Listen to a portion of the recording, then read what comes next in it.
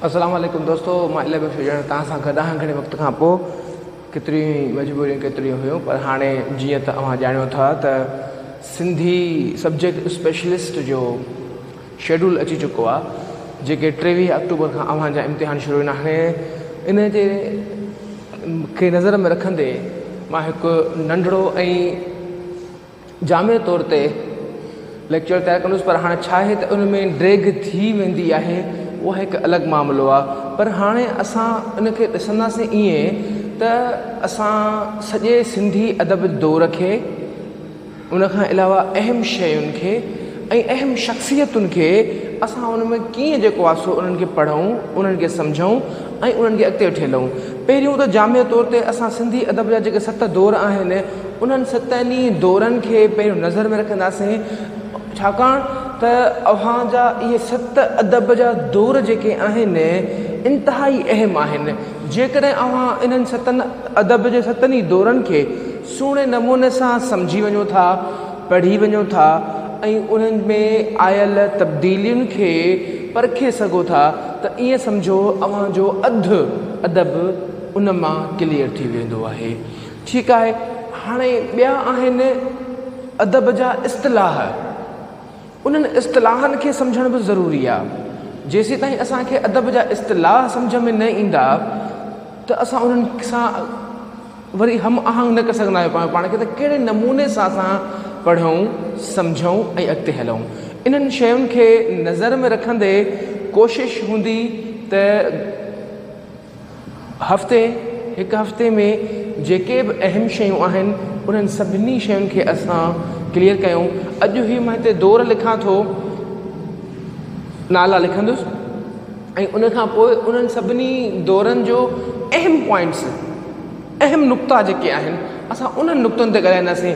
जेकर असां ड्रैग में वेंदासीं त मुंहिंजा लेक्चर ऑलरेडी मौजूदु पिया आहिनि। कलोड़नि जे दौर ते, अरबनि जे दौर ते, सूमरनि जे दौर ते, टालपुरनि जे दौर ते, अरगून, तुरखान, मुग़ल जे दौर ते लेक्चर मौजूदु पिया आहिनि। तव्हां उहे पढ़ी सघो था, उन्हनि खे ॿुधी सघो था ऐं उन्हनि में हिकु हिकु सियासी, समाजी ऐं अदबी जाइज़ो अलॻि अलॻि बयानु कयल आहे। हिते असां सिर्फ़ु अहम शइ खे अहमियत ॾींदासीं। अचो सभ खां पहिरियों असां सिंधी अदब जे लाइ ॾिसूं था। पहिरियों आहे सिंधी सब्जेक्ट स्पेशलिस्ट।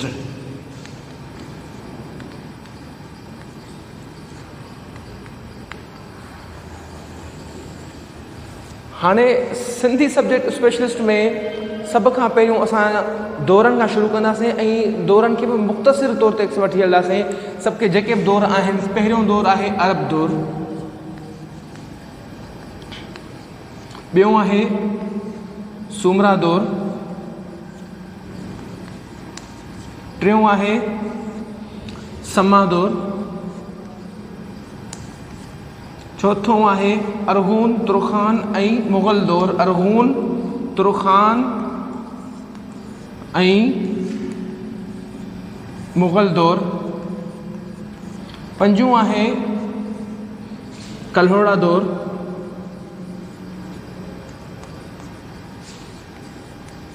छहों आहे असां वटि टालपुरनि जो दौर,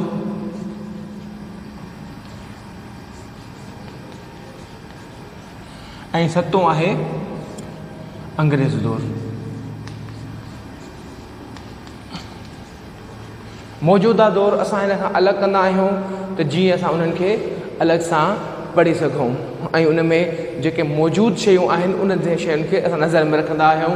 हाणे हिननि सभिनी दौरनि जो टाइम पीरियड जेको आहे, दौरनि जो आहे, उहो मुख़्तलिफ़ किताबनि में असांखे मुख़्तलिफ़ मिलनि था, पर आम इस्तेमाल में जेके आहिनि या आम जेके किताबनि में आहिनि असां उन्हनि जे नज़र ते रखंदासीं त अरब जो दौर 712 खां शुरू थी 1050 ताईं हले थो।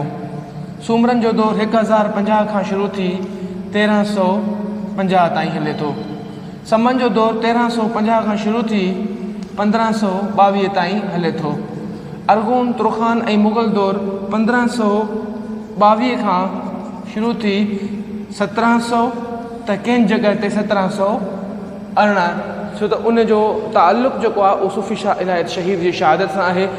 अणसिधीअ तरह ऐं सिधीअ तरह सां तालो जेको रखे थो उहो रखे थो।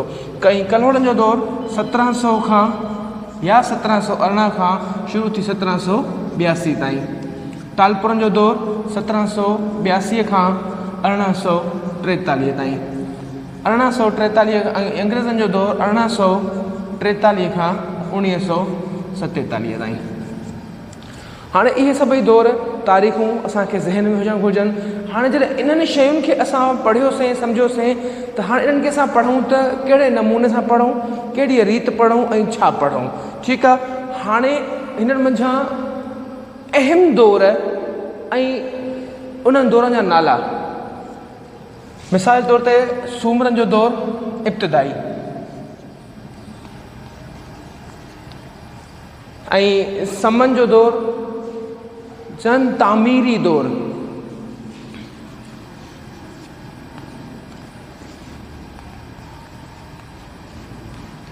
ठीकु आहे। अरगून तुर्खान जो आहे इंतिशारी,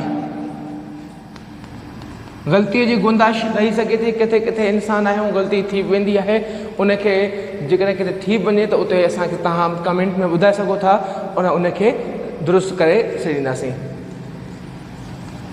इंतिशारी दौरु, सुनहरी दौरु,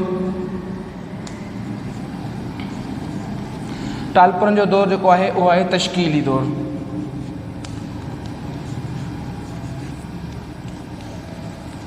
ऐं अंग्रेज़नि जो दौरु जदीद दौरु।